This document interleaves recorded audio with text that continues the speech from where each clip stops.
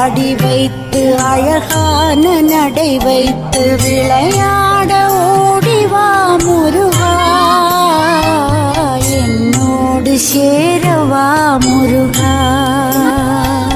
உன்னோடு சாய்ந்தாட உடலிங்கு தள்ளாட உயிர் மெல்ல ஏங்குதே குமரா, உன்னை காணும் ஆசைத்தான் குறைவா.